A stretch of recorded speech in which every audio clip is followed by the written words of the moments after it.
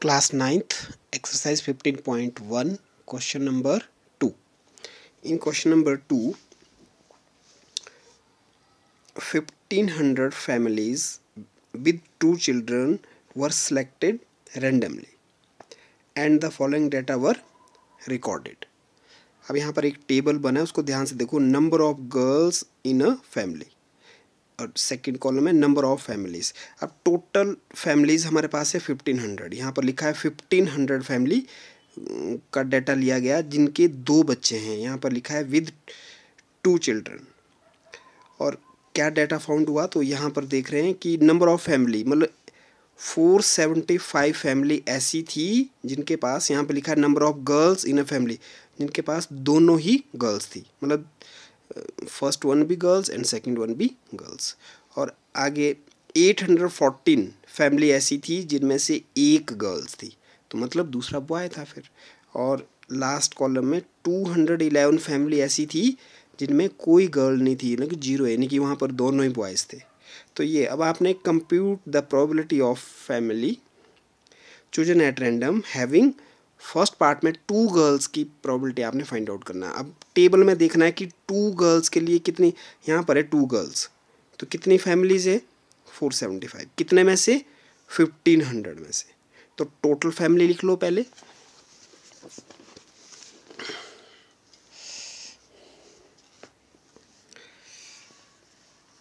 अच्छा, ये टोटल यहाँ पर एक्सरसाइज मैं यहाँ लिख लेता हूँ. Exercise 15.1 question number 2 class 9th. और यहाँ पर टोटल फैमिलीज दी है हमारे पास सबसे पहले, तो वो हम लिख रहे हैं टोटल फैमिलीज. कितनी दी थी बुक में 1500. अब नंबर ऑफ, फर्स्ट पार्ट में पूछा है ऐसी कितनी फैमिलीज है जिनमें 2 गर्ल्स है, तो नंबर ऑफ फैमिलीज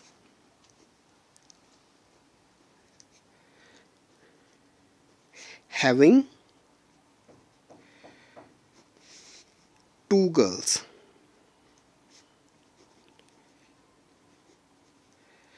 तो टेबल में ध्यान से देखो, ये देखो यहाँ पर दिया है नंबर ऑफ फैमिलीज, ये 475 और हैविंग 2 गर्ल्स, तो ये 475 लिखेंगे फिर हम टेबल से देख के 475.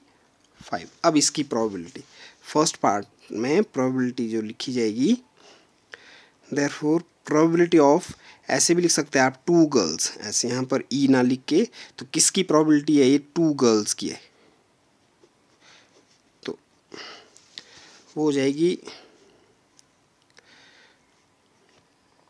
2 गर्ल्स की है 475, टोटल फैमिली है आपकी 1500. तो ये आपका फर्स्ट पार्ट का आंसर होगा. एक कटता भी है तो काट भी सकते, नहीं तो इतना ही भी रख सकते हैं. और सेकंड पार्ट, इसका सेकंड पार्ट पे 1 गर्ल. अब बताइए कि 1 गर्ल कितने फैमिली में है, देखो 1 यहाँ पर लिखा है टेबल में, क्लियर आपके पास लिखा है 1 गर्ल. और कितनी फैमिली है 814. तो आप सेकंड पार्ट के लिए पहले लिखेंगे number of girl having 1 girl, तो वो है कितनी 814 बुक में दी है टेबल में. देयरफॉर प्रोबेबिलिटी ऑफ, ये सेकंड पार्ट है आपका आंसर यहाँ पर, प्रोबेबिलिटी ऑफ 1 गर्ल, तो यहाँ 1 लिखिए और गर्ल. इसका मतलब हो जाता है कि 1 गर्ल की प्रोबेबिलिटी आप कैलकुलेट कर रहे हैं. तो 1 गर्ल में टोटल फैमिली जो थी 1 गर्ल के लिए वो थी 814 और अपॉन टोटल, अपॉन में टोटल जितना होता है वो लिखते हैं हम. टोटल में हमारे पास 1500 फैमिली है. तो ये भी हो गया दूसरा पार्ट. तीसरे पार्ट में भी आपसे पूछा है, छोटे छोटे पार्ट है. तीसरे पार्ट में नो गर्ल, नो गर्ल्स का मतलब है 0. यहाँ पर ये देखो टेबल में लिखा है नंबर ऑफ, यहाँ लिखा है number of girls in a family, तो थर्ड कॉलम में यहाँ पर 0 है, मतलब वहाँ पर कोई गर्ल नहीं है. तो कैसे कितनी फैमिली ऐसी 211। तो आप लिख सकते हैं थर्ड पार्ट के लिए number of girls number of girls नहीं, नंबर ऑफ फैमिलीज लिखना है आपने, number of family, number of family having no girls equals 800, not 800, 211। हमने जब सेकंड पार्ट भी किया था तो उसमें भी ध्यान देगा, यहाँ भी लिख दिया हमने number of girls having 1 girls, number of girls नहीं, नंबर ऑफ फैमिली, फैमिली कर दे रहे हैं इधर, फैमिली, नंबर ऑफ फैमिलीज है ये 814 जिनके पास ए गर्ल है, तो 211। और इस तरह से थर्ड पार्ट का आंसर भी आपका आ जाता है, therefore probability of no girl, तो वो हो जाता है 211 अपॉन 1500। तो तीनों पार्ट के आंसर आपके पास है। और इसमें एक और क्वेश्चन आपसे एंड में पूछा है, ये देखिए, अगर आप यहाँ देख रहे हैं, also check whether the sum of these probability is 1। अगर इन तीन, जो इसका आंसर है हमारा सेकंड पार्ट का, थर्ड का, तो इन तीनों को ऐड करो और चेक करो कि क्या 1 आता है, तो आना ही आना चाहिए 1। अब हम चेक करके देखते हैं। अब फर्स्ट पार्ट का आंसर हमारा आया था 475 अपॉन 1500, तो 475 अपॉन 1500 प्लस सेकेंड पार्ट का आंसर आया था 814 अपॉन 1500 और लास्ट का आंसर आया था 211 अपॉन 1500।